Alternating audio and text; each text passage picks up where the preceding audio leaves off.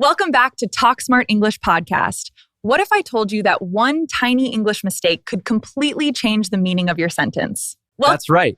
Some of these mistakes are so common that millions of English learners make them every single day. Yeah. Have you ever spoken English with confidence, only to realize later that you made a mistake?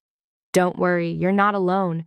In fact, even some advanced learners make mistakes that beginners struggle with every single day. That's absolutely true, Leiba. And here's something surprising. Making mistakes is actually one of the fastest ways to improve your English. The problem isn't making mistakes. The problem is repeating the same mistakes without knowing how to fix them. That's absolutely true, Leiba. And here's something surprising. Making mistakes is actually one of the fastest ways to improve your English. The problem isn't making mistakes. The problem is repeating the same mistakes without knowing how to fix them. Exactly. Welcome back to Talk Smart English podcast. I'm your host, Leiba, and today we're diving into a topic that every English learner needs to hear: 50 English mistakes every beginner makes. In this episode, we'll uncover common grammar mistakes, vocabulary mix-ups, pronunciation errors, and speaking habits that can make your English sound unnatural. And don't worry, we won't just point out the mistakes. We'll show you the correct way to say each sentence so you can start speaking more naturally and confidently right away. So grab your notebook, stay focused, and see how many of these mistakes you've made before. Let's get started and take your English to the next level. All right, everyone, let's start with some of the most common English mistakes beginners make in everyday conversations. You might be making some of these without even realizing it. That's right. These mistakes are very common because learners often translate directly from their native language. Let's fix them one by one. Mistake number 1. I am agree. This is incorrect. The correct sentence is, I agree. Remember, agree is already a verb, so you don't need am. Mistake number 2. She goes to school every day. The correct form is she goes to school every day. When talking about he, she, or it in the present simple tense, we usually add as or s to the verb. Mistake number 3. I have 20 years. Many beginners say this, but the correct sentence is I am 20 years old. Mistake number 4. He don't like coffee. The correct sentence is he doesn't like coffee. Mistake number 5. Can you explain me this? The correct way is can you explain this to me? Mistake number 6. I am here since Monday. The correct sentence is I have been here since Monday. Mistake number 7. I very like this movie. Instead say, I really like this movie. Mistake number 8. Where you're going. The correct question is, where are you going? Mistake number 9. I didn't went there.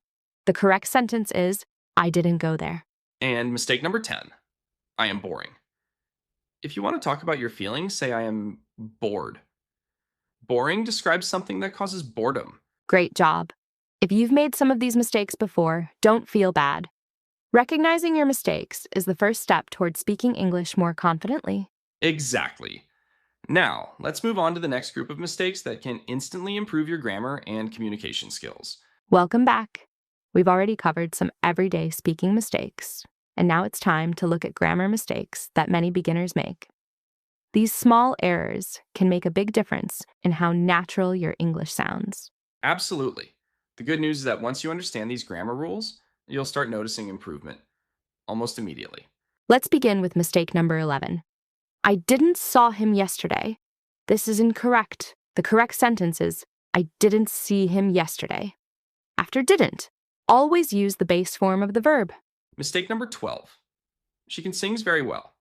The correct sentence is, she can sing very well. After modal verbs like can, could, should, and must, use the base verb. Mistake number 13. There is many students in the class. The correct sentence is, there are many students in the class. Use are with plural nouns. Mistake number 14. My brother is more taller than me. The correct sentence is, my brother is taller than me. Don't use more with comparative adjectives that already end in r. Mistake number 15. I am knowing the answer. The correct sentence is, I know the answer. Some verbs, like know, believe, and understand, are not usually used in continuous tenses. Mistake number 16. She has went home. The correct sentence is, she has gone home. Remember, the past participle of go is gone. Mistake number 17. If I will see him, I will tell him. The correct sentence is, if I see him, I will tell him. In first conditional sentences, don't use will after if. Mistake number 18. One of my friend is here. The correct sentence is one of my friends is here. After one of, the noun should be plural. Mistake number 19. The news are good. The correct sentence is, the news is good. Even though news looks plural, it is treated as a singular noun. And finally, mistake number 20. She said me to wait. The correct sentence is, she told me to wait. We say tell someone, but say something. These grammar mistakes are extremely common, but now you know how to avoid them and sound much more fluent. Keep listening because the next section is all about vocabulary mistakes that confuse thousands of English learners every day. Great job so far. Now let's talk about vocabulary mistakes. These are tricky because sometimes the words seem very similar, but they have completely different meanings. Exactly. Many English learners know the words, but they use the wrong one in the wrong situation. Let's clear up that confusion right now. Mistake number 21, confusing borrow and lend. If you take something from someone, you borrow it. If you give something to someone temporarily, you lend it. Mistake number 22, mixing up say and tell. We say she told me the truth, but she said that she was tired. Mistake number 23, confusing hear and listen. You hear sounds naturally, but you listen when you pay attention. Mistake number 24, using fun and funny incorrectly. A party can be fun, but a joke is funny. Mistake number 25, saying, I am interested in English. The correct sentence is, I am interested in English. Remember, people are usually interested while things are interesting. Mistake number 26, confusing job and work. A job is a position or profession, while work's the activity you do. Mistake number 27, mixing up make and do. We usually say do homework, but make a cake. Mistake number 28, confusing look, like CR, and watch. You look at something intentionally, see something naturally, and watch something that moves. Yeah, like a movie or a football match. Mistake number 29, using actually incorrectly. In English, actually means in fact, not currently, or right now. And mistake number 30, confusing advice and advise. Advice is a noun, while advise is a verb. For example, thank you for your advice, and I advise you to practice every day.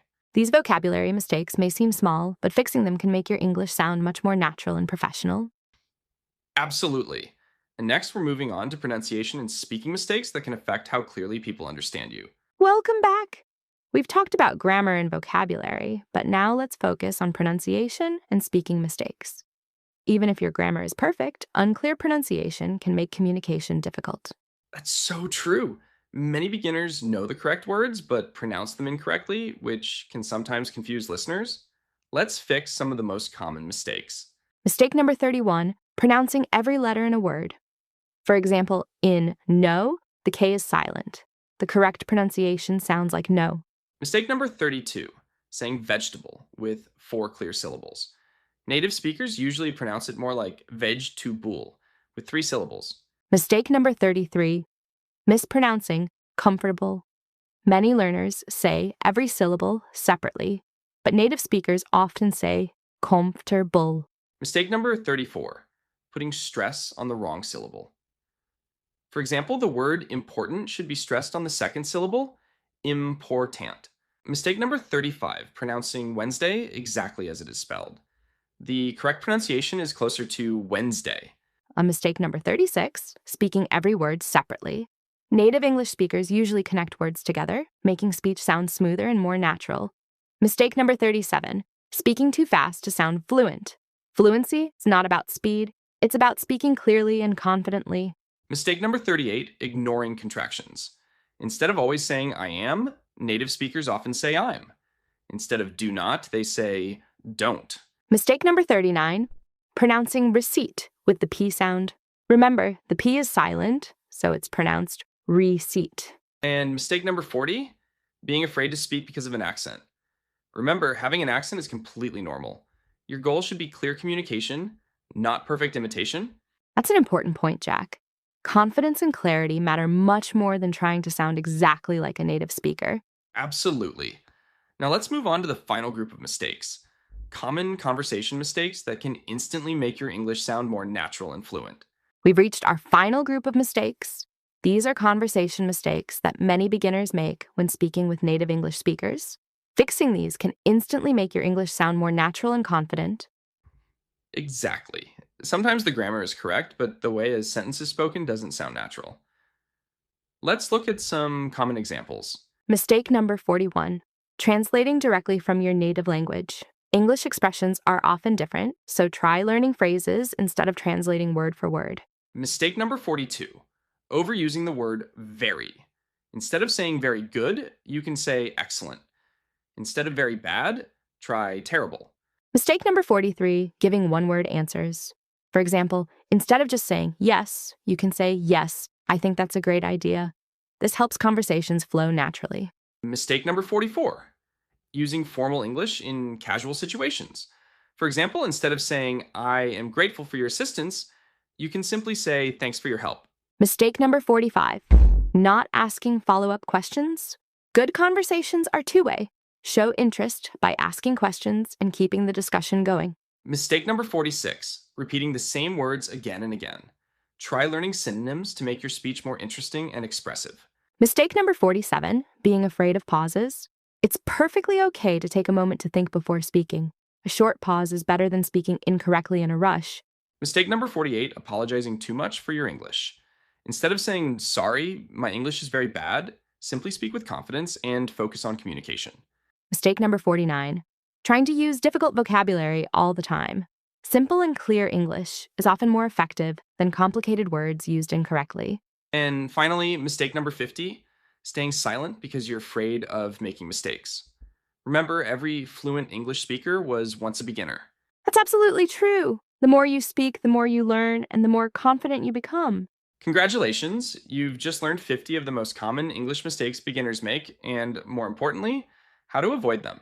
Before we wrap up, let's do a quick rapid-fire review of some of the most important lessons from today's episode. Ready? Let's go. Don't say I'm agree, say I agree. Don't say she go to school. Say she goes to school. Don't say I didn't went, say I didn't go. Don't confuse borrow and lend. Borrow means you take. Lend means you give. Remember the difference between interested and interesting. People are interested, things are interesting. Don't be afraid of contractions. Use I'm, don't, can't, and it's to sound more natural. Focus on clear communication, not perfect pronunciation. Confidence matters. And most importantly, don't be afraid of making mistakes. Mistakes are proof that you're learning and improving every day. Excellent. You've just reviewed some of the biggest English mistakes beginners make and the correct ways to avoid them. Now let's finish with a quick motivation boost before we say goodbye. And before we end today's episode, I want to remind you of something very important. Every fluent English speaker was once a beginner. Nobody starts speaking perfect English on day one. That's absolutely right. The people who speak English confidently today are not the ones who never made mistakes. They're the ones who kept practicing even when they made mistakes. So if you've been feeling nervous, shy, or frustrated about your English, don't give up. Every new word you learn, every sentence you speak, and every mistake you correct is a sign of progress. Remember, confidence doesn't come before practice. It comes because of practice.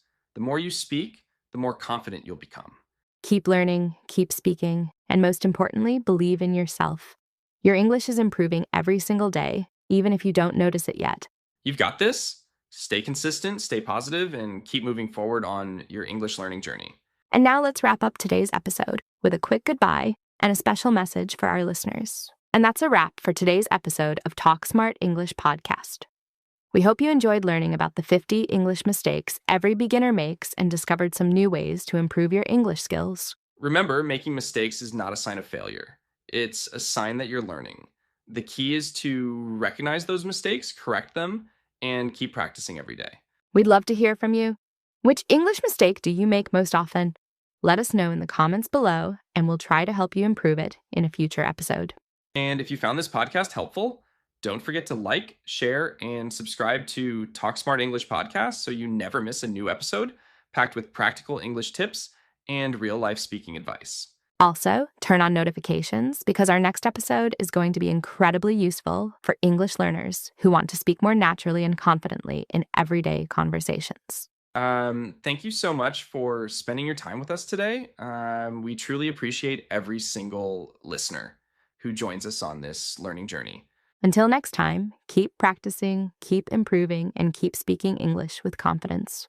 And Jack, goodbye, and we'll see you in the next episode of Talk Smart English Podcast.